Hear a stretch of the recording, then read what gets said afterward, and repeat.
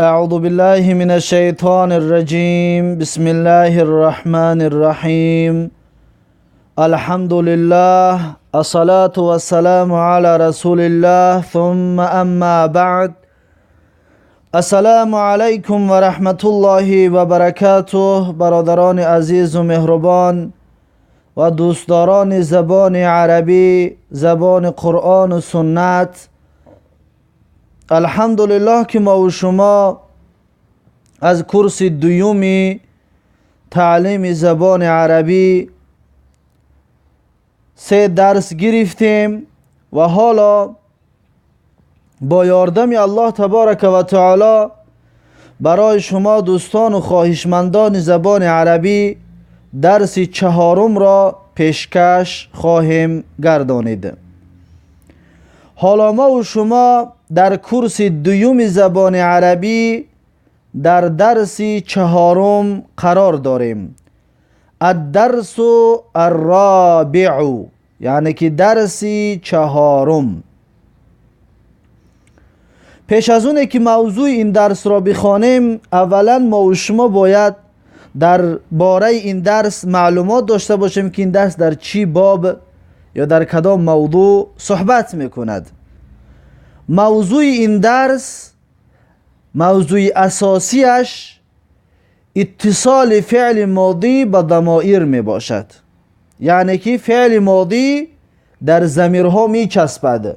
الحمدلله که ما و شما در کورس 1 61 ضمیری متصل و منفصل را گرفته بدیم. دیگر در این درس برای ما و شما بسیار آسان هست اگر که اون 61 ضمیر را از یاد کرده باشید، یعنی که اسناد فعل ماضی به ضمایر یا که اتصال فعل ماضی به ضمایر هست. فعل ماضی در ضمیر می چسبد. مثلا رفت 2 کس، 2 مرد، رفت مردها. مثلا چی طور میگوییم همین را؟ مثلا میگیم ذهب، رفت، فاعلش ضمیر مستتیر هست، میگیم ذهب، رفت 2 مرد. ببینید فاعلش چی است؟ فاعلش الف است. همون الفی که میبینید ذهب، الف فاعل شد. انمی ضمیر است. انمی ضمیر رفعی متصل هست. اگر که در یادتون باشد اینها را گرفته بدیم. و مثلا میگیم ذهبو، رفتند جماعت مردها. انمی ذهبو، انمی واو علامتی واو ضمیر است و ضمیر مرفوع است، ضمیر جمع مذکر و جمع مذکر است و متصل هست و این هست ضمایر. اینها را الحمدلله که ما و شما در درس‌های گذشته گرفته بودیم. مثلا زنها را گفتیم چطور میگیم؟ مثلا ذهبت علامت تانیث، ذهبتا 2 زن رفتند، ذهبنا نون علامت ضمیر است گفته بودیم، ضمیر جمع مؤنث است. به همانند همین 61 ضمیری که گرفته بودیم کدامش ضمایر متصل است در فعل می‌دراید، در اینجا انشاءالله اونها را میگیریم که در فعل فقط 5 تا ضمیر می‌دراید. در یک چیز نوشته حفظ کنید. یکم تای فاعل می‌دراید، مثلا ذهب تو، رفتم من. و دوم نای فاعلین می‌دراید، به مثل ذهب نه، رفتیم ما. نا ضمیر است، ضمیر جمعی متکلمین هست. بعد الف اثنین می‌دراید، مثلا که ذهبا یا ذهبتا، این الف اثنین میگن، یعنی که الف اثنین یعنی که ضمیر مثنا، ذهبا مثنای مذکر، ذهبتا مثنای مؤنث. بعد نون ایناث می‌دراید، ذهبنا، ذهبنا نون ایناث است. 4مش و 5مش نون واو جماعت می‌دراید، ذهبو. پس بدونید که از همون 61 ضمیری که ما و شما خوندیم 5 قسمش تای فاعل ده ذهب تو متکلم، ذهب تا مخاطب، ذهب تی مخاطب مؤنث، هر 3 اینها داخل می شود. تای فاعل ده همین 3 ضمیر داخل می شود. و نای فاعلین ده ذهبنا هست و بس. این دویم نمودش. 3مش الف اثنین ده 2 الف می دراید، ذهبا یا ذهبتا. ذهبا 2 مرد، ذهبتا رفتن 2 زن، هر دین ها می دراید. و نون ایناس هست. نون ایناس ده همچنین نونه که برای جمع مؤنث است. مثلا میگه که ذهب نه، رفتن وای زنها. بعد از این واو جماعت است، واو جماعت مذکر هست. نون ایناس نون ضمیر جمع مؤنث است. ذهبنا رفتن وای زنها، ذهبو رفتن وای مردها. پس این 5 ضمیر در فعل ماضی داخل می شود. اینها را در ذهنتان داشته باشید و اینها را حفظ کنید، زیرا که این بسیار مهم است. از 61 ضمیر پس 5 تا ضمیرش در چی می در آمده است؟ در فعل ماضی می در آمده است. این یکم موضوع است، موضوع اساسی همین است. اکنون بعد دویم موضوع است. دویم موضوع این درس مای نافیه است. مای نافیه را ما و شما در درس‌های گذشته گفتیم که ما به معنای نفی می شود، حرف است و به معنای لیسه می شود. این فقط در جمله اسمی می درآید، در جمله فعلی نمی درآید. بعد این مایی که به معنای لیسه است، جمله اسمی میاد نه جمله فعلی. دویم موضوع مای نافیه است. و همچنین ما در زبان عربی ما چند نمود داریم. ما در جمله مای نافیه در جمله اسمی می درآید، گفتیم عمل لیسه را میکند، با مثل لیسه عمل میکند. لیسه را ما و شما عملش خونده بودیم، عملش را خونده بودیم، با مثل همون عمل میکند. یعنی که اسمش مرفوع می شود و خبر میگیرد، خبرش مرفوع منصوب می شود و اینها را ما همچنین مای حجازیه هم میگویندش، مای حجازیه و مای نافیه. و دوم همین مای نافیه مای حجازیه گفتیم در جمله فعلی نمی درآید، یعنی که عمل نمی کند. اصلا می درآید، می آید لیکن عمل نمی کند. عمل نمی کند. در فعل مضارع می درآید اما عمل نمی کند. در اسم بدرد عمل می کند، یعنی که اسم میگیرد، مرفوع خبر میگیرد، منصوب اخچه میگیرد رنگ لیسه. اما در فعل بدرد به این طور نمیگیم، مثلا اسمش است خبرش است گفتن نمیگیم، فقط به معنای نفی می شود. فعل مضارع که دو زمان در بر میگیرد، حاضر و مستقبل از بین میبره، فقط به معنای حاضر می شود اگر در فعل ماضی درآمد ما. اما در جمله اسمی که درآمد اسم میگیرد و خبر میگیرد به مثل لیسه. لیسه را اگر که فهمیده باشید در درس، یا که کانه را اگر فهمیده باشید به مثل همون کانه مای نافیه حجازی میگندش، مای نافیه حجازی به مثل همون اسم و خبر میگیرد. این دوی موضوع درس است. سوم موضوع درس لام تعلیل هست. در اولی ان می درآید. ان را ما و شما خوانده بودیم، در اولی ان می درآید و این لام تعلیلش میگه. مثلا لان این همین لامی که در اولش هست لام تعلیل میگن. ان را از همون ان که خوانده بودیم همون است. معنای تعلیل چی است؟ بیان سبب است. معنای تعلیل بیان سبب است، یعنی که سبب بیان میکند. ان شاء الله در درس میخونیم، پس با تفصیل میفهمید. همچنین فراموش نشود که ما در زبان عربی چطور گفتیم مای نافیه میشود. مای نافیه در جمله اسمی و در جمله فعلی میدارد. در جمله اسمی درات عمل میکند، در جمله فعلی بدارد عمل نمیکند. با ما مای مصدریه میشود، ما مای ظرفیه میشود، مصدریه ظرفیه. ما مای زایده میشود، زایده کافه یا غیر کافه است، زایده است. و این ماها در زبان عربی بسیار هستند. اینها را با ما مای موصوله میشود، با معنای الذی میآید. اینها را ان شاء الله در آینده ها به تفصیل یک تا یک تاشون را میخونیم. اما یکی از ماهایی که به معنای نافیه است، نفی میآید، این مای چی است؟ مای حجازی میگن، به مثل عمل لیسه عمل میکنه. تازه در پایان ان شاء الله در این درس ها ان شاء الله میخونیم که چی است. ببینید اکنون شروع میکنیم درس امروز را. یوسف حوار را شروع میکنیم. یوسف میگه که السلام علیکم و رحمت الله و برکاته.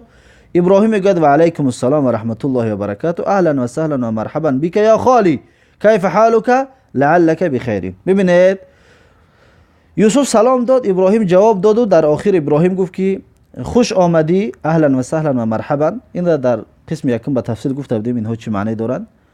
اهلا و سهلا و مرحبا بك یا خالی، یعنی که خوش آمدی ای تقایم. خال گفته تقا را میگن، خالی ای تقای من. کیف حالک میگه چی طور است حال تو، چی خیل است حال تو. لعلک بخیر، امیدوار هستم که خوب هستی. لعلک بخیر یعنی که امیدوار هستم خوب هستی. لعلک گفتیم به معنای امیدواری میشود یا به معنای میترسم. لعلک بخیر اگر کلمه خوب باشد بعدش میگیم که امیدوارم. لعلک بخیر یعنی که امیدوار هستم که خوب هستی. اما اگر کلمه بد باشد، مثلا مرید باشد، لعلک مریضون، نمیگیم که امیدوار هستم که بیماری، میگیم میترسم که بیمار هستی. برای هم خاطر لعل به دو معنی می شود، به معنای ترجی می شود، به معنای امیدواری، و به معنای توقع است، به معنای ترسیدن. این در غیر قرآن و سنت باشه، اما در قرآن و سنت باشد به این معنی ها نمی آید. یوسف جواب میدهد که الحمدلله، یعنی که میگه الحمدلله خوب هستم. این ابوک یا ابراهیم، یوسف پرسان می شود که پدر تو در کجاست ای ابراهیم؟ ابراهیم میگه که ذهب الى السوق، میگه که رفت به بازار. ذهب فاعلش هو است، یعنی پدرش رفت از پدرش به سوق، میگه که ذهب الى السوق، یعنی رفت است به بازار. ببینید در اینجا ما گفتیم در همین درس ما اتصالی فعل ماضی به ضمیر هست. در اینجا ده ضمیر در تحتش هست، ذهب هو الى السوق، یعنی به طرف بازار. ذهب فعل ماضی است، فاعلش هو می شود، الى السوق جار و مجرور متعلق به ذهب است، یعنی که رفت وی به بازار. یوسف میگه و این امک، یوسف با پرسان میشه که مادر در کجاست؟ برای چی مادرش میپرسد؟ به خاطر اینکه مادر ابراهیم اپا یوسف میشود، برای هم خاطر میپرسد. برای در اول گفت که خالم، یعنی خالی یعنی تقایم، معلوم شد که اکای مادرش بوده است یا دادر مادرش.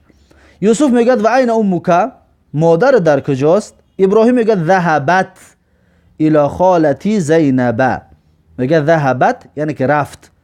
این ته چی است؟ این ته ضمیر است؟ نه ضمیر نیست. ذهبت ته که میبینید ضمیر نیست، ایرا ته مؤنث میگن، علامت مؤنث است. این حرف است، علامت است، این ضمیر نیست. ضمیر که باشد اسم میشود. مثلا در جای بگیم که ذهب تو بگیم اگر حرکتش بتیم در این صورت اسم میشود و ضمیر میشود و فاعل میشود. یا ذهبت یا ذهبتی بگیم اسم میشود و ضمیر میشود اسم است و فاعل میشود. لیکن ذهبت که شد در اینجا این فقط علامت است که همون رفتگی مؤنث است. میگیم ذهبت فاعلش در کجا است؟ میگیم ذهبت هیه. در بالا ببین ما گفتیم که ذهب هو، ذهب که باشد معلوم میشود که رفتگی مرد است. ذهبت که باشد پس رفتگی زن است، فاعل زن است. میگیم ذهبت هیه الی خالتی زینب، رفت است. ابراهیم میگه رفت است، هیه یعنی هم مادرش رفتگی است، الی خالتی زینب یعنی که به نزد خاله میگه زینب. با زینب باز خاله ابراهیم بوده است، یعنی که با یکی از اپا یا خواهرهای یوسف بوده است. میگه به نزد خاله هم زینب رفتگی است. یوسف و این اخوتک، یوسف با سوال میکند که برادرها در کجاست؟ یعنی که از جیانوش با پرسان میشود. میگه این اخوتک، برادرها در کجاست؟ ابراهیم میگه ذهبوا الی الجامعه، ابراهیم میگه که رفتند، یعنی برادرهایش رو در نظر. ذهبوا واو، ببینید واو ضمیر است، ضمیر علامت جمع مذکر هست، رفت است برادرهایش. اکنون موضوع درس ما همین است. گفتیم موضوع درس ما اسناد فعل ماضی به ضمایر است. ذهب فعل ماضی است و همون واوی که میبینید اون ضمیر است. ببینید باید دیگر چسبیدن، ذهبوا یعنی رفتن همون برادرها الی الجامعه، به یونیورسیته و به دانشگاه. ببینید ذهبوا رفتند، برادرها مذکر است، واو علامت جمع مذکر است، یعنی که رفتگی همشون مردها هستند. یوسف جواب میدهد که و این اخواتک، میگه خواهرها در کجا هست؟ این اخواتک، خواهرها در کجاست؟ ابراهیم میگه ذهبنا الی المدرسه، ذهبنا یعنی رفتن همون زنها. ببینید ذهب فعل ماضی است، لیکن ذهب نه که مونده، نون، همین نونه که میبینید این ضمیر است، ضمیر جمع مؤنث است، یعنی ذهبنا رفتن زنها. ببینید فرقیت رو اهمیت بدید. ذهبوا با تاجیکی میشود رفتند، ذهبنا رفتند، لیکن فرقیتش چی است؟ ذهبوا رفتن مردها، ذهبنا رفتن زنها. ببینید فرقیت چون فقط همین است، لیکن در تاجیکی ترجمهش یک است. مردم برود میگیم رفتند، زنها هم برود میگیم رفتند. لیکن در عربی مرد برود میگن ذهبوا، مردها بروند میگن ذهبوا، اگر زنها بروند میگن ذهبنا. این را بسیار اهمیت بدید. و این نون علامت چی است؟ علامت جمع است. همچنین در اینجا یک چیز دیگر هم فراموش نشود براتون یادداشت کنیم. برای که ذهبوا به دمه گرفت، در ذهب نه به ساکن شد. این را انشاءالله حالات فعل ماضی، حالت های فعل ماضی گفتن یک قاعده هست که فعل ماضی به ضمایر که بچسبد سه حالت دارد. به ضمایر که بچسبد سه حالت دارد. یکم حالتش مبنی علی فتحش میگن، یعنی که مبنی بر فتح میشود و بس. مبنی بر فتح میشود و بس. مثلا که ذهب مبنی بر فتح است، یا که ذهبت یا ذهب مبنی بر فتح است، یعنی که در این صورت مبنی بر فتح است، به فتحه میگیرد. و دوم حالتش مبنی بر سکون است. اگر نون ایناس بچسبه، ببین ذهب نه بره، ببین ساکن دارد، اینا میگه مبنی بر سکون وقتی که نونی جمع ایناس بچسبد.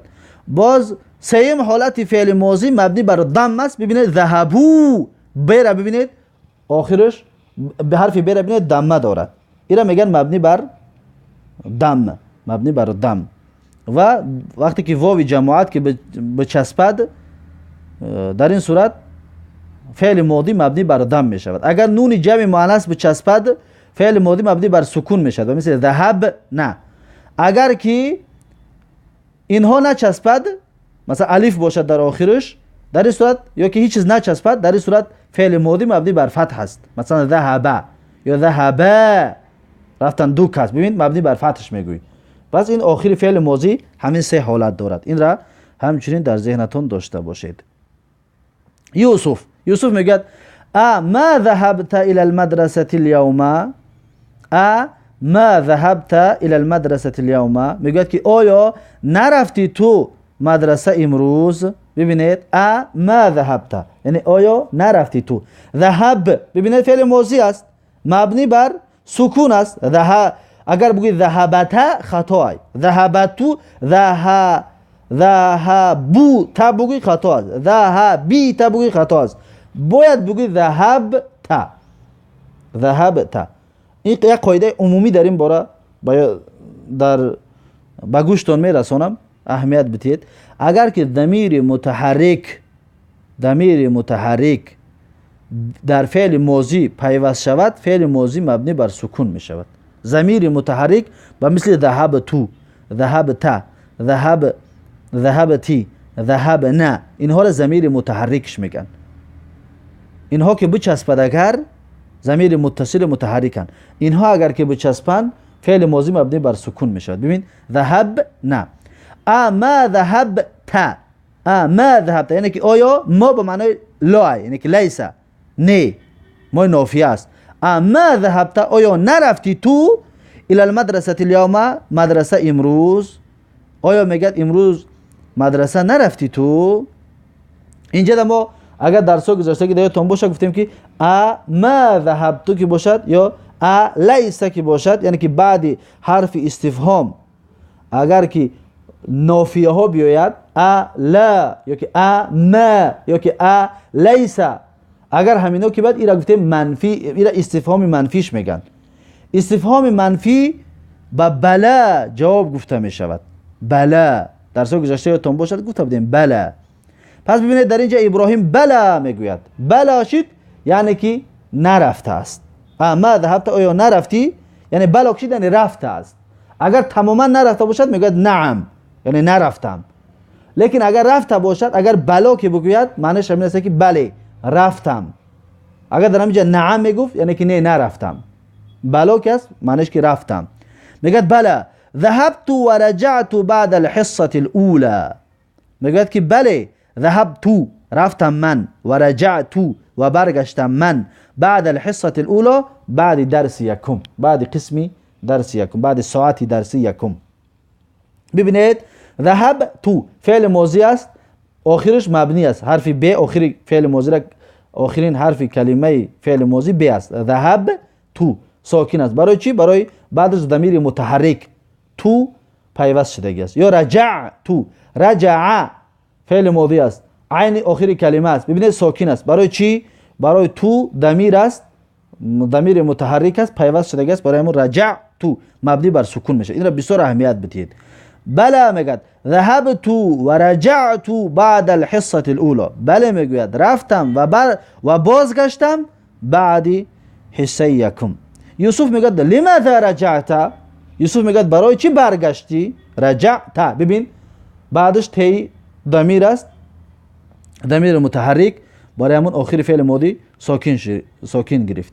لماذا رجعت؟ میگد برای چی برگشتی؟ ابراهیم میگد رجعت لاننی مريض. میگد برگشتم به خاطر آنه که من بیمار هستم. ببینید ما در همین درس گفتیم لام تعلیل میخونیم. لام تعلیل در همین درس ما و شما در اولی ان میدراید. لان گفتم همین لامی که در اولش هست ببین لی هست کو، همین لام تعلیل میگن. لام تعلیل یعنی چی؟ یعنی بیان سبب بیان میکند.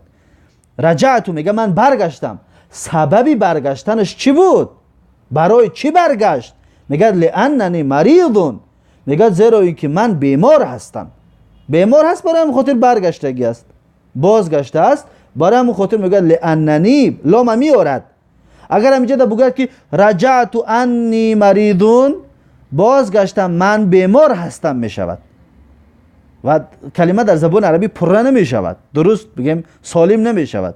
باید بگوید رجعت لاننی، لام تعلیل باید بیارد، علت بازگشتنش از مکتب باید بیارد. بگوید که رجعت لاننی مریضون، بازگشتم، سبب بازگشتنم همین است که من بیمار هستم. یوسف میگه لا بأس یعنی که باکی ندارد. لا بأس طهورون یعنی که باکی ندارد، انشاءالله پاک است و خوب است و طاهر میشه و الله شفات بتید. اذهبت الى الطبیب، میگه آیا رفتی طبیب؟ ببینید اذهبت الى الطبیب یعنی که آیا طبیب رفتی؟ میگه نعم، بله رفتم. اگر همینجا میگفت که ما ذهبت الى الطبیب، آیا نرفتی طبیب؟ نعم میگفت یعنی که نرفته است. لیکن در اینجا منفی، در اینجا استفهام هست لیکن استفهام منفی نیست. استفهام منفی گفتیم بعدی حرف استفهام نفی میاد، ما میاد که لا میاد یا لیس میاد. ذهبت الى الطبیب یعنی که آیا رفتی تو بیمارخانه؟ میگه نعم، بله رفتم. ذهبت یعنی که رفتم من. ببینید ذهبت برای چی آخر فعل ماضی ذهب بود، ذهب ساکن شد؟ برای اینکه با ضمیر رفع متصل با ضمیر متحرکی رفع متصل پیوست شده است، برای این خاطر آخرش ساکن شد. یا در دیمش نعم میگوید ذهب تو، اینش به مثل همون است. این را بسیار قاعده درس است، یعنی که موضوع درس است. این را میگن اتصال فعل ماضی به ضمایر یا که اسناد فعل ماضی به ضمایر. این را بسیار اهمیت بدهید. اکنون میگذاریم بعد تمرین ها. در تمرین ها میگوید که تمارین جمع تمرین ها. میگه اجب عن الاسئله الاتیه، جواب بده از سوال های می آمدگی. در پایان 3 سوال میته، میگه جوابش بده. سوال یکم این ذهب ابو ابراهیم مضاف الیه کسره را قبول نمیکنه، برای غیر منصرف است. این ذهب ابو ابراهیم، میگه پدر ابراهیم کجا رفت؟ در بالا خوانده میشه، همون جواب بگویید، به عربی جواب بدید. سوال دیوم و این ذهبت امه، این ذهبت امه و کجا رفته است مادرش؟ یعنی مادر ابراهیم کجا رفت؟ جوابش بگو که به عربی که مادر ابراهیم کجا رفت. ذهبتو نگوی با، یا ذهبتا یا ذهبتی نگوی. ذهبت برای فاعل است، ذهبت فعل ماضی است و فاعل است. برای خاطر ذهبت امه میگویی. و این ذهبت امه فاعل است. فاعل مؤنث است، باید فعل مؤنث کنیم. فعل چطور مؤنث میکنیم؟ در آخرش یک تی علامتی تانیث میاریم، میشود مؤنث. ذهبت یعنی رفت و زن. ببین در اینجا در آخر فعل ساکن نشد، ذهب نگفتیم، ذهبت گفتیم.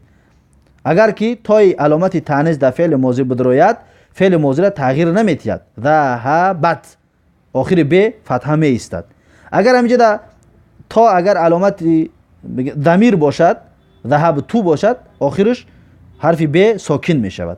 یا ذهبتی، ببینید آخرش ساکن شد. لیکن در اینجا ساکن نمی شود. برای چی؟ به خاطر اونه که این ت ضمیر نیست، این ت حرف است، علامت است. این ضمیر نیست. فرق است بین ضمیر و علامت. ضمیر اسم می شود، علامت حرف است و در اعراب یگان موقع ندارد.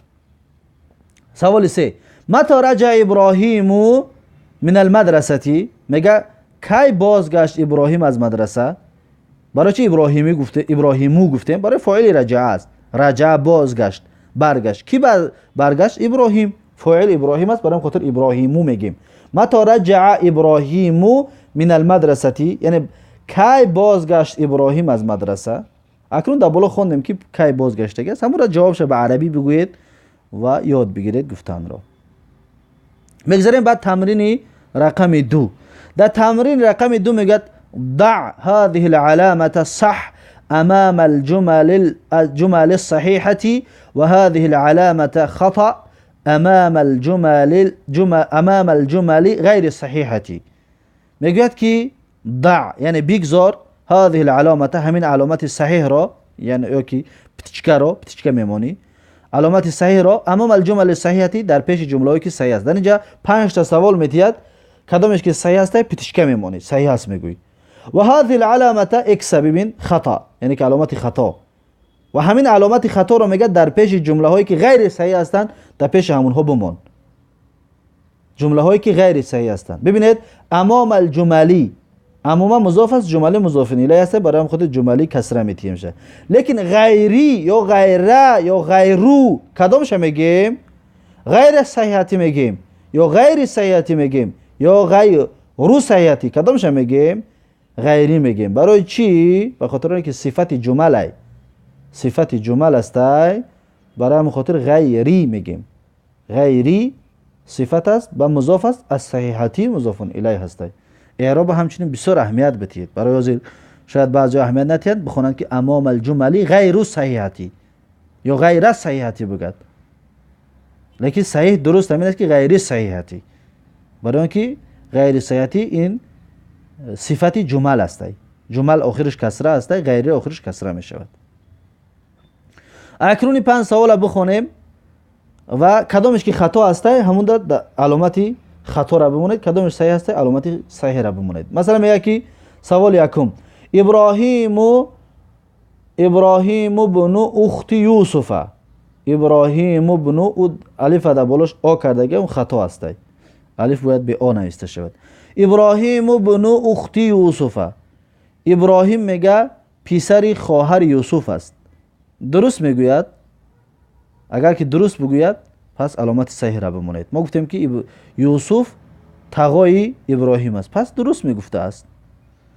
ابراهیم پسر اخت یوسف، یعنی خواهر یوسف است. ابراهیم پسر خواهر یوسف است.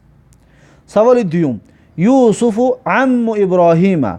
یوسف عم ابراهیم است، یعنی که عمک ابراهیم است. عمکش بود؟ نه، عمکش نبود، پس علامت خطا را بمونید. خلاصه این شما خودتون بمونید.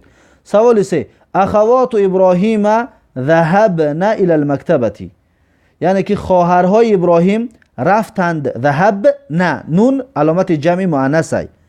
ذهبن رفتند الى المکتبه، به کتابخانه. درست میگوید؟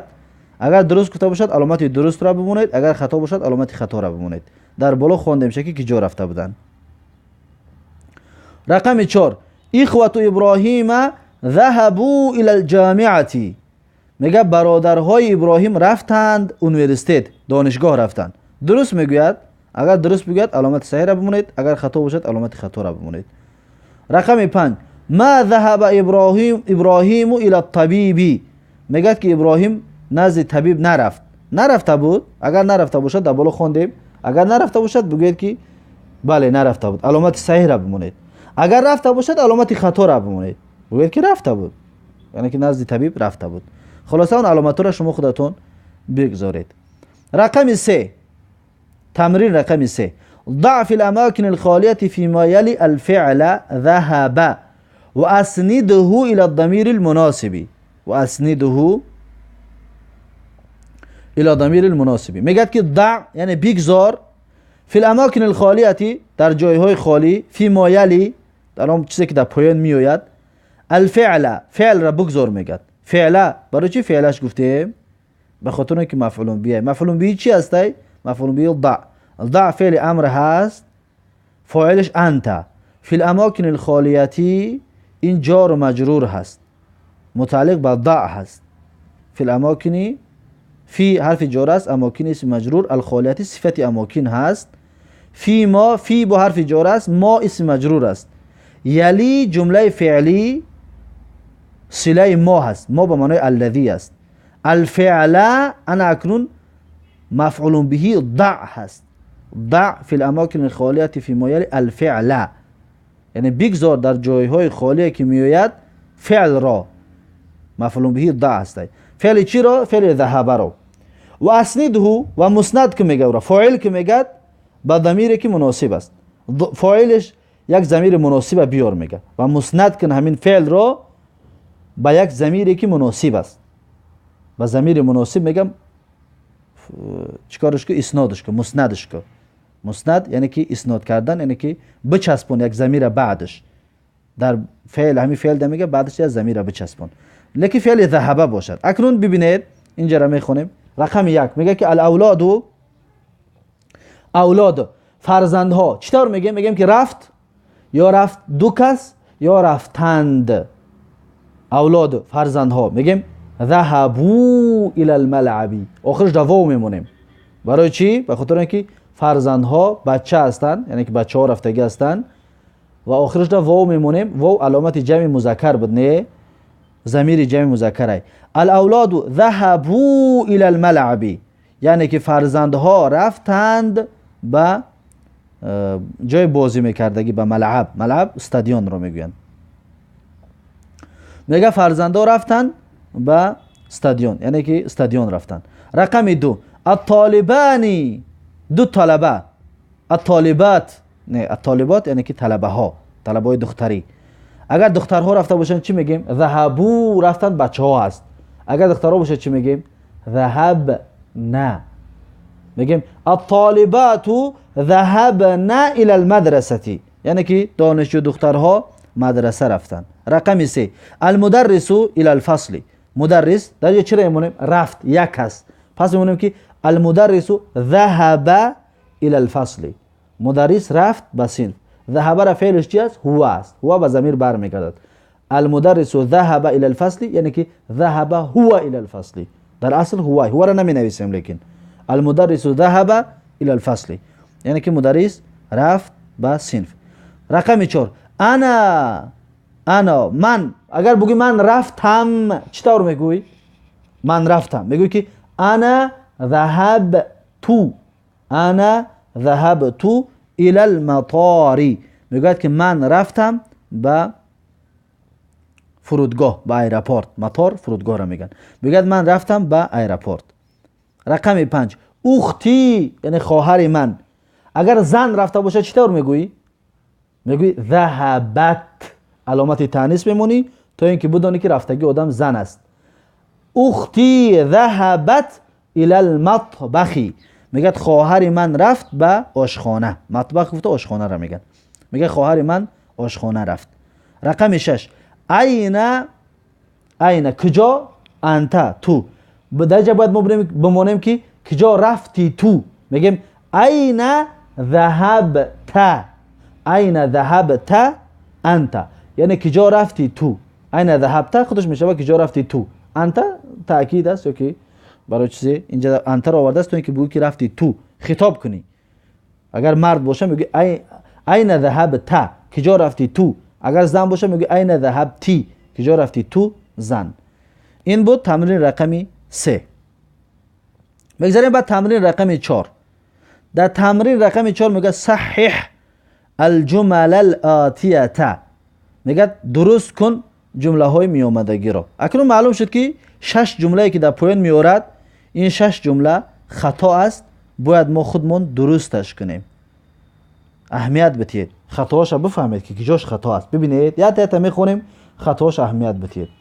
رقم 1 میگوید که اذهبت الى المستشفى یا محمدو. ترجمهش میکنیم. چه خیلی نوشته است، اول همین طور ترجمهش میکنیم. میگه آیا رفتم من بیمارخانه ای محمد. درست است؟ نه درست نیست. اینا باید ما درست کنیم. چطور درستش میکنیم؟ میگیم که اذهبت الى المستشفى یا محمدو، یعنی آیا رفتی تو بیمارخانه ای محمد. انا این درست شد. ذهبتو خطا بوده است، ذهبت درست شد. اهمیت بده. ذهبتو رفتم من، ذهبت رفتی تو. یکم. و دوم میگوید که آمینتو و فاطمتو و زینبو رجعوا من الجامعه. میگوید که آمینه و فاطمه و زینب برگشتن بچه ها از دانشگاه. درست شد؟ نه درست نشد. درست چی طور است؟ رجعوا برگشتن بچه ها. باید بگیم که برگشتن دخترها. چطور میگیم؟ رجعنا، رجعنا. پس درستش میکنه میگیم که آمینتو و فاطمتو و زینبو رجعنا من الجامعه. درستش رجعنا، رجعو خطا است. اهمیت بتید این چیزها را. رقم 3 زملائی ذهب الى مکه.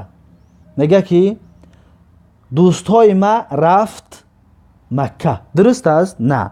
دوستای ما بسیاری که باشه میگیم رفتن. پس ذهب رفت یک است، پس خطا است. پس درست میشه که زملائی ذهبوا الى مکه، یعنی که همدرس های من رفتند. ذهبوا رفتند بچه ها، زمیل هایش یعنی که همدرسوش مردها. ذهبوا الى مکه یعنی مکه رفتند. این بود رقم 3. رقم 4 میگه که انا رجعت من الریاض امسی. میگوید که من برگشتی تو از ریاض دیروز. ترجمهش درست است؟ یعنی که کلمه درست است؟ نه درست نیست. درست چی طور است؟ میگوید که انا رجعتو، من بازگشتم، من الریاض امسی از ریاض دیروز. ببینید انا رجعتو گفتی بازگشتم من، انا رجعت گفتی خطا، یعنی بازگشتی تو. رجعت من بازگشتی تو، خطا است. لیکن انا رجعت یعنی من بازگشتم، درست است. من الریاض امسی، امسی یعنی دیروز.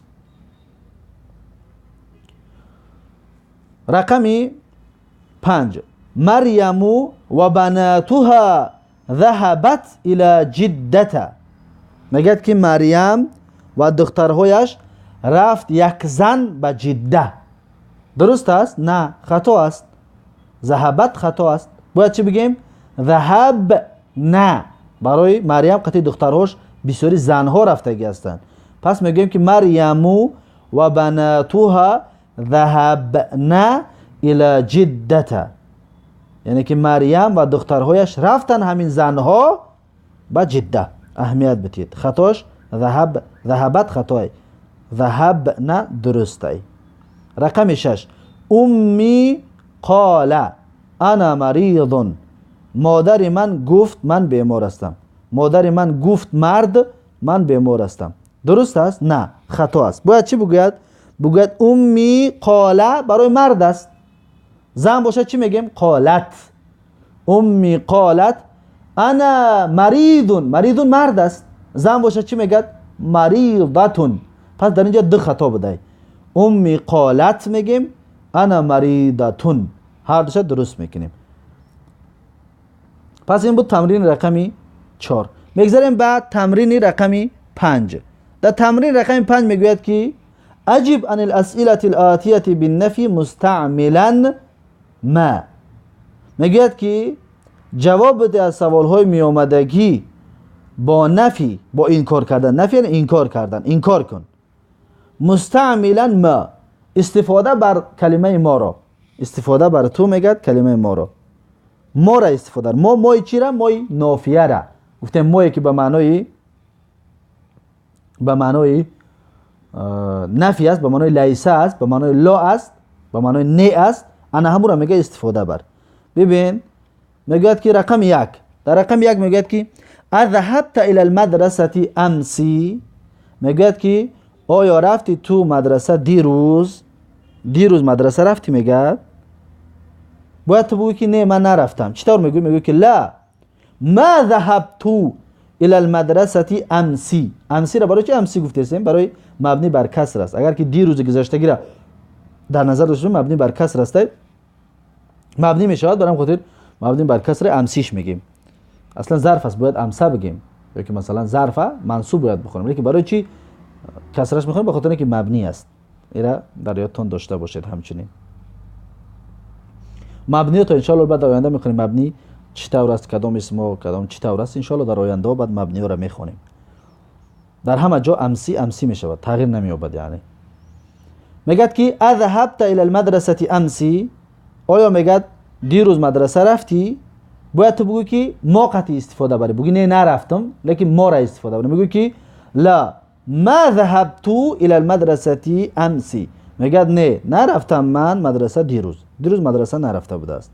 رقم 2 ارجع ابوک من بغداد، میگد که آیا پدر تو از بغداد بازگشت، از بغداد آمد؟ اکنون در جواب باید بگویی که نه آمد. میگویی که لا ما رجع، ببین ما رجع ابی من بغداد، در جواب نمی خیلی می نویسی، میگویی که لا ما رجع ابی من بغداد، یعنی که نه بر نگشته از پدر من از بغداد. در سوال میگوید که آیا بازگشت پدر تو از بغداد؟ در جواب میگویی که نه بر نگشته پدر من از بغداد. میگویی لا ما رجع ابی من بغداد. رقم 3 اذهبت اختک الى المستشفى، آیا رفت خواهر تو بیمارخانه؟ ذهبت تر ببینید ساکن موندهش که با ذهبتو ذهبتی ذهبتا نگویی. اذهبت برای فاعل اخت فاعل ای مؤنثه، برای همین تر فعل علامتی تانیث موندگیه، ت تانیث موندگیه. اذهبت اختک الى المستشفى، یعنی که آیا رفت خواهر تو بیمارخانه؟ تو باید جواب بدی، بگویی که لا ما ذهبت اختی الى المستشفى. اختی بگن خواهر من، آخرش ده ضمیر متکلم باید بمونه، مفرد متکلم. میگویی که لا ما ذهبت اختی الى المستشفى، یعنی که نه نرفته از خواهر من بیمارخانه. پس این بود تمرین رقمی 5. میگذاریم بعد تمرین رقمی 6. در تمرین رقمی 6 میگه تأمل ما یلی، اندیشه کن، میگه فکر کن چیزی که میآید. اکنون در اینجا بسیار اهمیت بدید. ببینید لأن اصلش میگه لی است، ان قطع هرچه جمع کرده میشود لأن. لام گفتیم همین لامی که لی هست، همین لام تعلیل نام دارد. تعلیل نام شدایتون بگیرید. لام همین لام نامش چی است؟ لام تعلیل. تعلیل معنیش چی است؟ بیان سبب، یعنی که بیان میکند سبب را. لأن یعنی با سبب این کی یا برای این کی. و ان میگه من اخوات این، و ان را میگه بدون که اخوات این است. ما و شما در درس‌های گذشته این را خوانده بودیم، گفتیم این 6 ترجمه میشود. ان هم همچنین به مثل همین این هست در ترجمه، فقط موقعهاشون فرق میکند. این در کجا باید بگوی، ان در کجا بگوی، فقط همین فرق میکند.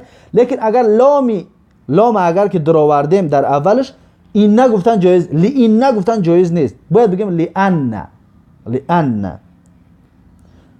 پس دویمش میگه لأن هو. هر دمی را جمع کردیم چطور میگیم؟ میگیم لأنه.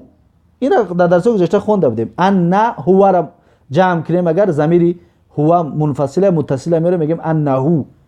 ان لعله هو را اگر که ضمیر متصله گفتیم بیاریم میگیم لعله را میگیم لعله. و مثل همین است که را آسان است، را درس گذشته خونده بودیم.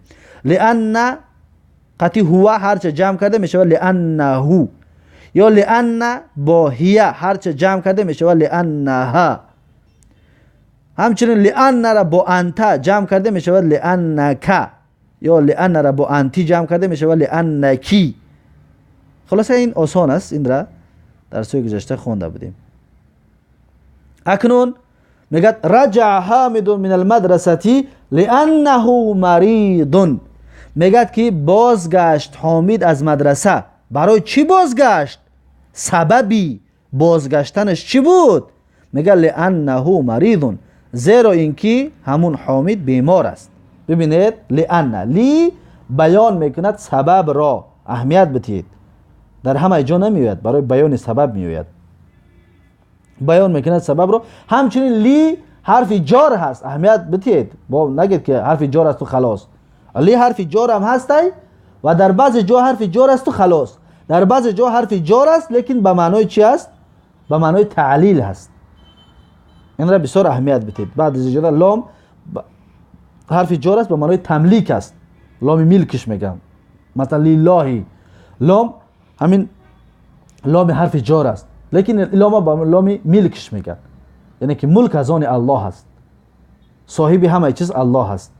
یا مثلا میگیم الکتاب لی محمدین، کتاب از محمد است، یعنی که صاحب کتاب محمد است. اونجا لام ملکش میگن.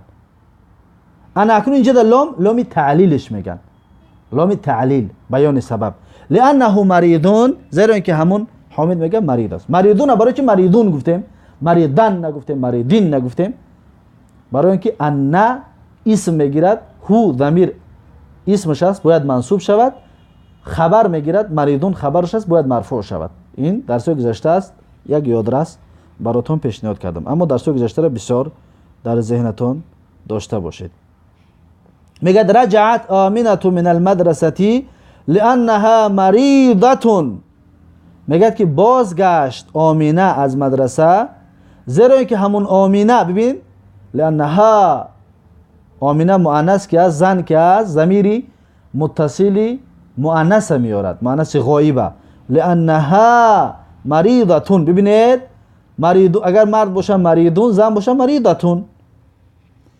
ببینید رجعت آخرش در بالای ت ساکن مونده، تا اینکه بدانید که این تا علامت است، حرف است، ضمیر نیست. با رجعتو، رجعتا، رجعتی نگویی. رجعت برای آمینتو فاعل مؤنث است، برای خاطر رجعت در آخرش علامتی تانیث ماند که این فعل فاعلش مؤنث است. بعدش میگه رجعتو، انا جد رجعتو میگویی، رجعت یا رجعت نمیگویی. رجعتو من المدرسه لاننی مریضه. میگه اینجا اکنون معلوم شد که زن گپ زده است، لیکن فرق نمیکند، فقط ای مریضه فهمیدیم که زن بده گپ زدگی. میگه رجعتو بازگشتم من، میگه زن گفته است که بازگشتم من از مدرسه لاننی مریضه، زیرا اینکه میگه من بیمار هستم. از کجا فهمیدیم که بازگشتگی زن است؟ برای مریضه ای مریضه فهمیدیم. اگر همینجا مریضون میگفت معلوم بود که رجعتو مرد، لیکن مریضه گفته که معلوم شد که رجعتو زن، زن بازگشتگی است. این را بسیار اهمیت بدید. پس این بود تمرین رقمی 6. میگذاریم بعد تمرین رقمی 7، آخرین تمرین این درس. میگه اقرا المثال، مثال را بخون. میگه ثم اجب عن الاسئله الاتیه بنعم او بلا. میگه که بعد جواب بده از سوال های می اومدگی، میگه با نعم یا که با بلاغت جواب بده. اهمیت بدید. ما گفتیم نعم با تاجیکی میشود ها، بلا با تاجیکی میشود ها. یعنی که یک کس بگوید که رفتی، میگوی نعم، بله، ها. رفتی، بلا، ها، بله. ببین هر چه معنیش یک است، لیکن ما از کجا میدونیم که در کجا نعم بگیم، در کجا بلا بگیم؟ درس گذشته ما گفته بودیم اگر که استفهام منفی آمد با نعم جواب نمیتیم، با بلا جواب میتیم. اگر قبول کردنی باشه همون کلمه را بلا میگیم. فهمو؟ انا اکنون اینجا همون را مثال ده سوال ما میته جواب میتیم. میگه که ببین اذهبت الى المدرسه امسی، میگه آیا رفتی تو مدرسه دیروز؟ همینجا ده استفهام منفیه یا که استفهام خالی؟ استفهام اینجا ده استفهام است، استفهام منفی نیست. استفهام منفی که نباشد با نعم جواب میتیم. میگیم که نعم ذهبتو، بله رفتم من. اهمیت بدید. انا اکنون دویمش نگاه کنید. میگه ما ذهبت الى المدرسه امسی، یعنی که آیا نرفتی تو دیروز مدرسه؟ اگر نعم بگد اگر یعنی نرفته، بله میگه یعنی که بله رفتم، ذهبت رفتم من. اهمیت بتید این رو. کلمه رو هر چه نگاه کنید، ذهبت الى المدرسه امسی، یعنی آیا رفتی تو مدرسه دیروز. اینجا دم استفهام هست، حرف استفهام هست لیکن استفهام منفی نیست. در پایان ببینید ما ذهبت الى المدرسه امسی، در اینجا استفهام است.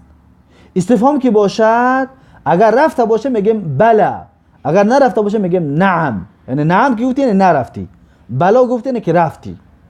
اما در استفهام تنها نعم میگویی، نعم یعنی که رفتی. ببینید چقدر معنا فرق میکند. اکنون سوال یک میگه رجع ابوک من السوق، آیا بازگشت پدری تو از بازار؟ بازگشت چی میگیم؟ نعم میگیم یا بلا میگیم؟ اول نگاه میکنیم استفهام منفیه یا که استفهام خالی است، استفهام منفی نیست، نفی نیست، ما نیومده. اکنون معلوم شد که به نعم جواب میده، میگیم که نعم رجع، نعم رجع میگیم یعنی که بله بازگشت. میشه بگیم نعم رجع ابی، بله بازگشت پدری من، جایز است. یا که نعم رجع بگیم جایز است. اکنون سوال دو رو ببینید، میگه ما رجع ابوک من السوق، یعنی که آیا باز نگشته از پدری تو از بازار؟ در اینجا چی میگیم؟ نعم میگیم یا بلا میگیم؟ اول نگاه میکنیم استفهام است، استفهام منفی است یا استفهام منفی است.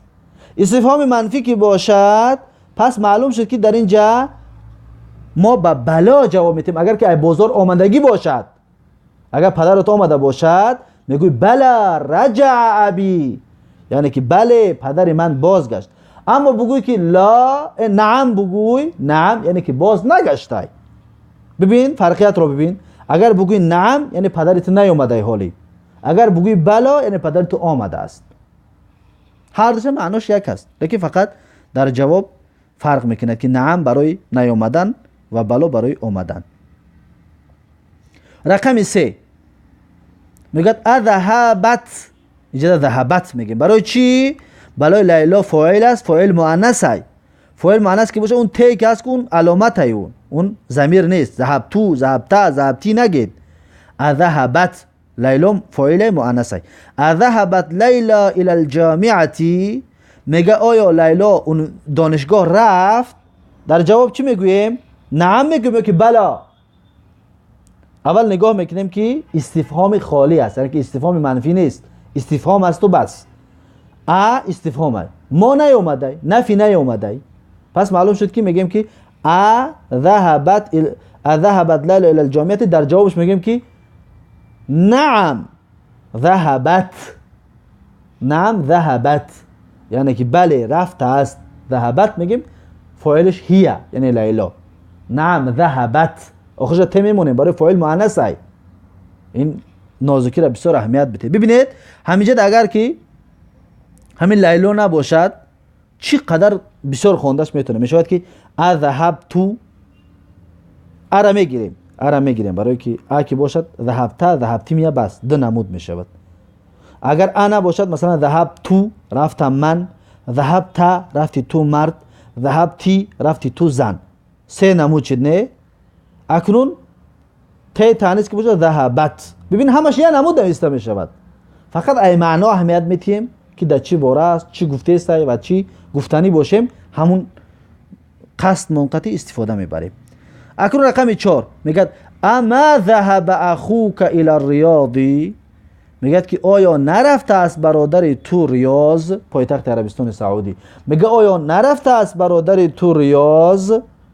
اگر در جواب چی میگوید؟ نعم میگوید و بلا. نگاه کنید که استفهام چیه؟ استفهام منفی است. استفهام منفی که باشه چی جواب میتیم؟ در جواب میگویم که بلا. اگر رفته باشد میگیم بلا ذهب، اگر نرفته باشد میگیم نعم یعنی نرفته است. نعم که گفتیم نرفته، بلا که گفتیم یعنی رفته. ببینید در اینجا برای چی اما ذهبت نگفتیم، ذهبه گفتیم، اما ذهبه گفتیم؟ به خاطر اینکه فاعل مذکره، اخوک فاعله، فاعل مذکره. فاعل مذکر که است برای خود ذهب را در آخرش تی تانیث نموندیم، مؤنث نموندیم. اما ذهبت، ذهبت لیلا در رقم 3 تی تانیث موندیم. برای چی؟ به خاطر اینکه فاعل مؤنث است. فاعل مؤنث که ما باشد در آخر فعل علامت تانیث میمونیم. پس این هست درس امروزه ما و شما، درس 4 از کورس 2 زبان عربی، و این درس را در اینجا به پایان میرسانیم. و این درس را بسیار اهمیت بدید، درس های گذشته را، و حفظ کنید قاعده ها را، زیرا که قاعده گراماتیک در هر زبان رول اساسی را میبازد برای گپ زدن، برای فهمیدن، برای خواندن، برای فهماندن یک مسئله. گراماتیک رول اساسی را بازی میکند. برای خاطر گراماتیک را بسیار اهمیت بدید. همچنین لغات ها را هم از یاد بکنید و گپ زدن را با دوستانتون یا که با خودتون یا که با هر کسی که با شما زبان عربی میخواند با اونها کوشش کنید که کم کم گپ زنید و عادت کنونید زبانهایتون را. و این بود درس 4 و در اینجا درس 4 را به پایان میرسانیم و تا درس آینده، تا درس 5 زبان عربی، یکایک شما را به الله تبارک و تعالی میسپارم. الله حافظ و مددگارتون. السلام علیکم و رحمت الله و برکاته.